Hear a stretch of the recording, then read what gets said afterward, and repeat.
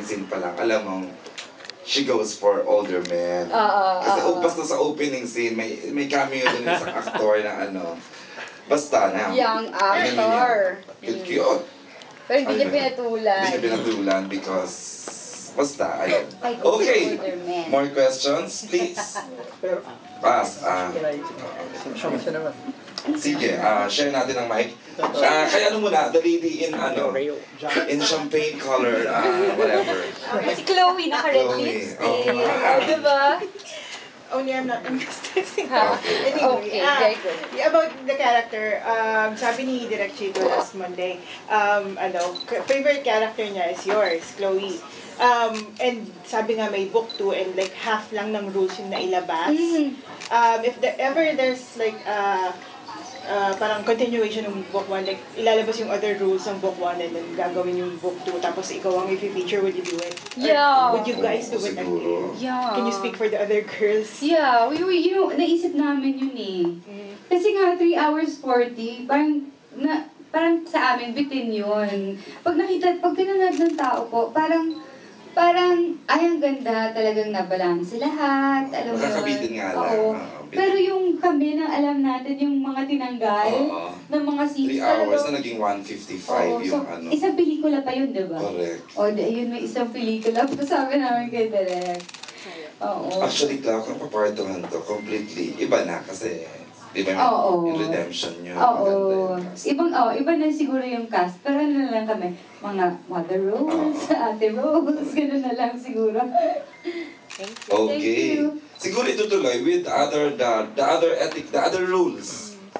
Ibang character na hindi na Chloe, hindi na ganun. Okay, more questions? Are you done na? Okay. Si Kuya, ulit, please. Hi, congratulations on the movie. Galing-galing mo. I've seen the movie twice actually. Yeah, twice na. Thank you. So, Miss Chris actually spoke highly of you from the previous blog on. She said that one of her favorite scenes is yung may confrontation kayo, no? So, without giving any spoiler, parang hirap kasi no? So, that scene, one of the things that I noticed, madilim yung eksena eh. So, I was wondering kung bakit gano'n ang tackle ni Direk. Ang mounting, Yeah. But somebody explained to me na they want to highlight the dialogue. So, you in that scene, it was a very powerful scene. So, paano nyo na-project yung mga emotions nyo na without you not being seen totally? Parang very challenging. Alam nyo po, nung sinushoot namin yun, akala namin maraming ilaw.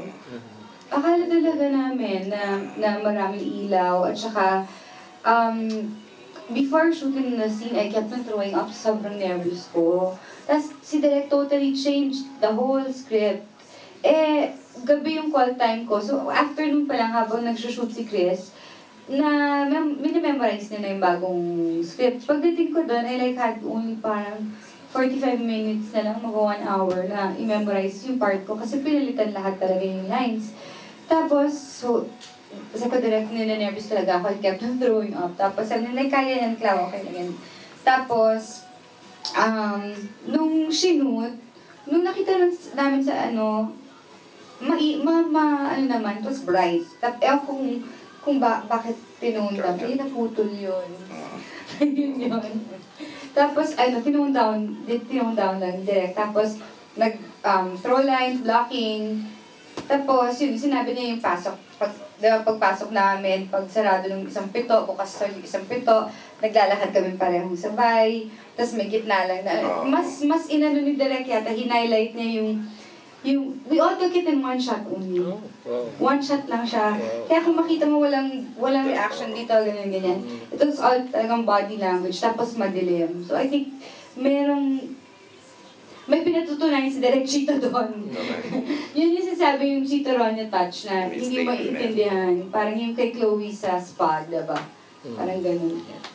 So, aside from that scene with Chris, any other favorite scene na not the favorite one na with Chris, yung mga mga confrontations nyo? Ako nag-enjoy talaga ako